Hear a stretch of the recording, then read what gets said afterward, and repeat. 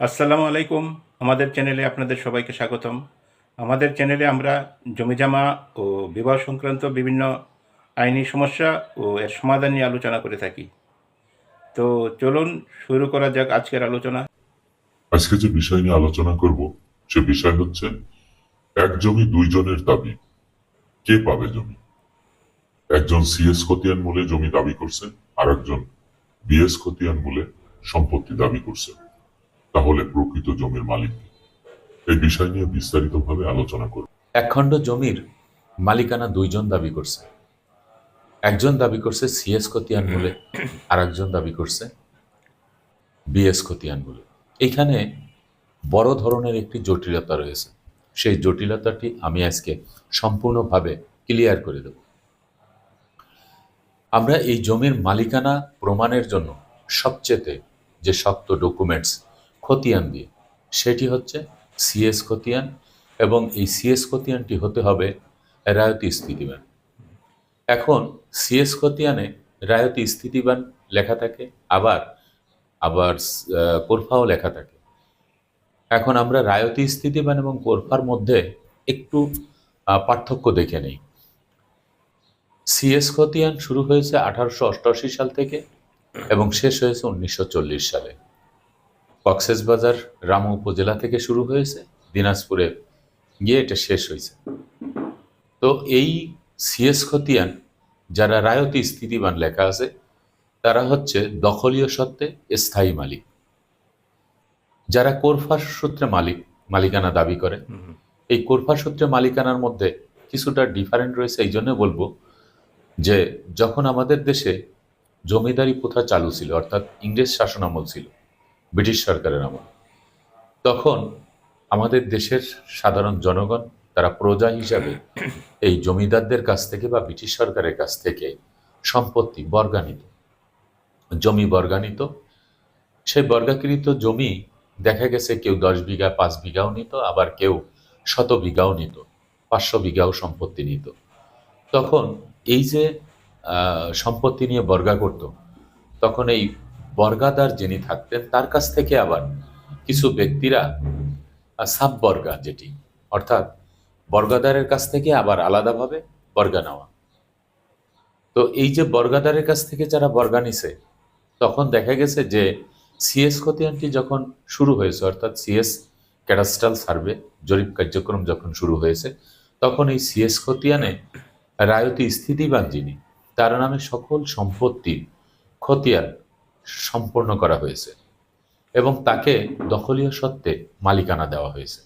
এবং যারা এই সাব বর্গা হিসাবে যারা ভোগ দখলে ছিল, তাদের সিএস খতিয়ানে কোরফা হিসেবে আসছে। তো কোরফা সম্পত্তির মালিক যারা, তারা ভোগ দখলে থাকতে পারবে, জমি ব্যবহার করতে পারবে, কিন্তু তারা বেচা বিক্রি যদি করে, হস্তান্তর যদি করে, তাহলে এই সম্পত্তি আপনার রায়তি স্থিতিবানের কাছ থেকে অনুমতি নিতে হবে, এমনটাই কিন্তু বলা হয়েছে। কিন্তু রায়তি স্থিতিবান যিনি সিএস খতিয়ানের মালিক, তিনি সম্পত্তি বেচা বিক্রি হস্তান্তর সব করতে পারবে। আমি সংক্ষেপে চৌম্বকীয় বিষয়গুলি আপনাদের সামনে তুলে ধরলাম। এই সিএস খতিয়ান মূলে যিনি মালিক, তিনি যদি জমি হস্তান্তর না করে, বেচা বিক্রি না করে, তাহলে একদম হালনাগাদ যেই খতিয়ানটি হয়েছে বিএস খতিয়ান, তার পূর্বে যে খতিয়ানটি হয়েছে আরএস খতিয়ান, এই আরএস খতিয়ান পর্যন্ত যদি মালিকানার চেন ঠিক থাকে এবং এই জমি যদি প্রকৃত জমির মালিক যিনি দখলীয় সত্ত্বে, তিনি যদি বেচা বিক্রি হস্তান্তর না করে, তাহলে এই সম্পত্তির মালিক কিন্তু সিএস খতিয়ানওয়ালা দাবি করতে পারে। কারণ বিএস খতিয়ানটি তখন ধরা হবে যে বিএস খতিয়ানটি সম্পূর্ণভাবে ভুলক্রমে উদ্দেশ্যপ্রণোদিতভাবে যে কোনোভাবেই এই খতিয়ানটি দলছুট হয়ে গেছে, অর্থাৎ সিএস খতিয়ান, এসএ খতিয়ান, আরএস খতিয়ানের যিনি মালিক, তার কাছ থেকে সম্পত্তিটি যে কোনোভাবে ভুলক্রমে অন্যের কাছে চলে গেছে বা অন্যের নামে এই বিএস খতিয়ানটি হয়েছে। এরকম যদি হয়, তাহলে বিএস খতিয়ানালাই সম্পত্তির মালিক নয়, সম্পত্তি পাবে হচ্ছে সিএস খতিয়ানা। সিএস খতিয়ানের সকল খতিয়ানের সাথে মালিকানার চেন ঠিক আছে। এখন আসা যাক যে এই খতিয়ানটি যদি সিএস কোরফা যারা, তারা যদি বেচা বিক্রি করে থাকে, তাহলে তাদের কাছ থেকে সম্পত্তি ক্রয় করে যদি কেউ সম্পত্তি ভোগ দখলে থাকে এবং তার নামে যদি বিএস খতিয়ান হয়, তাহলে সেই ক্ষেত্রে কি হবে? সেই ক্ষেত্রে একটি জটিলতা দেখা দেবে। সেটি হচ্ছে যে বিএস খতিয়ান নিয়ে এবং ওই সিএস কোরফার কাছ থেকে যে সম্পত্তিটি ক্রয় করা হয়েছে, এই কোরফা সম্পত্তির যিনি মালিক, তার নামে যে এসে খতিয়ান হয়েছে বা অন্য কোনো খতিয়ান হয়েছে, সেই খতিয়ানগুলিও কিন্তু সন্দিহান। তাহলে এই সিএস খতিয়ানের যারা ওয়ারিশ, তারা যদি এই সম্পত্তি নিয়ে বিজ্ঞ আদালতে মকদ্দমা করেন, তাহলে এই কোরফা সম্পত্তি টিকিয়ে রাখা মুশকিল। আদালত কর্তৃক এই কোরফা সম্পত্তির পক্ষে জাজমেন্ট দিতে চায় না। কারণ দিতে চায় না এজন্যই যে সিএস রায়তি স্থিতিবান, তিনি এই সম্পত্তি কখনোই বেচা বিক্রি হস্তান্তর করে নাই এবং শর্তাবলীতে আছে যে কোরফা সম্পত্তি যিনি, তিনি এই সম্পত্তি ভোগ দখলে থাকবেন, তার মৃত্যুর পরে তার ওয়ারিশরাও এই সম্পত্তি ভোগ দখলে থাকবেন। কিন্তু বেচা বিক্রি হস্তান্তর করতে হলে, দলিল সৃষ্টি করতে হলে রায়তি স্থিতিবানের কাছ থেকে অনুমতি নিতে হবে।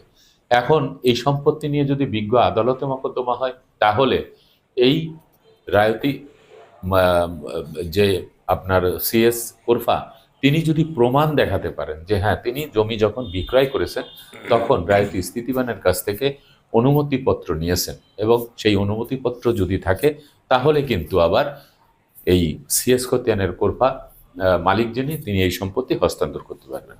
এখন আসা যাক যে বিএস খতিয়ানে যিনি মালিকানা দাবি করতেছেন।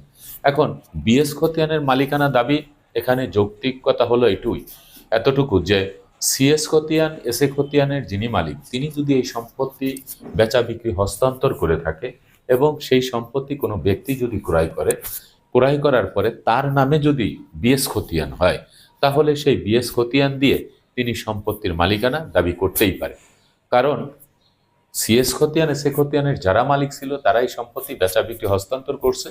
পরবর্তীতে যে প্রজন্মে যারা আসছেন, এই প্রজন্মের তারা জানেনই না যে পূর্বপুরুষরা এই সম্পত্তি বেচা বিক্রি হস্তান্তর করেছেন, সেই জন্য তারা সিএস খতিয়ানদের জমির মালিকানা দাবি করতেছেন। কিন্তু তল্লাশি দিয়ে দেখা গেল যে বিএস খতিয়ানের যিনি মালিক, তার মালিকানার চেইন ঠিক আছে, কারণ তার এই বিএস এর এগেনস্টে একটি দলিল আছে এবং সেই দলিলটি সিএস খতিয়ানের যিনি মালিক বা তার ওয়ারিশ বা যারা পরবর্তীতে সম্পত্তির মালিকানা নিয়েছে বৈধভাবে, তারা এই সম্পত্তি বেচা বিক্রি হস্তান্তর করেছে। সেজন্যই এই বিএস খতিয়ানটি সঠিকভাবে গণ্য করা হবে। আর যদি বিএস খতিয়ানের সাথে অন্য কোনো মালিকানা ডকুমেন্টসের কোনো সম্পৃক্ততা না থাকে, শুধুমাত্র বিএস খতিয়ান যদি থাকে, তাহলে এই বিএস খতিয়ান দিয়ে মালিকানা দাবি করা যাবে না এবং মালিকানা দাবি করলেও সেটি সর্ব আদালতে গ্রহণযোগ্য হবে না এবং ডিগ্রি বা রায় পাওয়া মুশকিল হয়ে যাবে, এটাতে মালিকানা পাওয়া যাবে না। এই যে দুটি বিষয় আমি সুন্দরভাবে আপনাদেরকে বুঝিয়ে দিলাম। সিএস খতিয়ানের রায়তি স্থিতিবান থেকে ধরতে হবে, কোরফা থেকে ধরলে কোরফার কিন্তু রায়তি স্থিতিবানের কাছ থেকে প্রমাণপত্র লাগবে যদি জমি হস্তান্তরিত হয়। আইনের দৃষ্টিতে সিএস খতিয়ান দিয়ে বিএস খতিয়ান দিয়ে যেইভাবেই আপনি মালিকানা দাবি করেন, একদম পূর্ব থেকে আপনার মালিকানার চিহ্ন ঠিক রেখে আপনি কিন্তু এই সম্পত্তির মালিকানা দাবি করতে পারেন। নচেত একটি মাত্র বিএস খতিয়ান দিয়ে আপনি সম্পত্তির মালিকানা দাবি করতে পারবেন না। আশা করি আপনারা এই বিষয়টি বুঝতে পেরেছেন। আমাদের ভিডিওটি আপনার ভালো লাগলে লাইক, কমেন্ট ও শেয়ার করতে ভুলবেন না। আর এই ধরনের ভিডিও পেতে আমাদের চ্যানেলটি সাবস্ক্রাইব করে আমাদের সাথে থাকুন। ধন্যবাদ সবাইকে। আল্লাহ হাফেজ।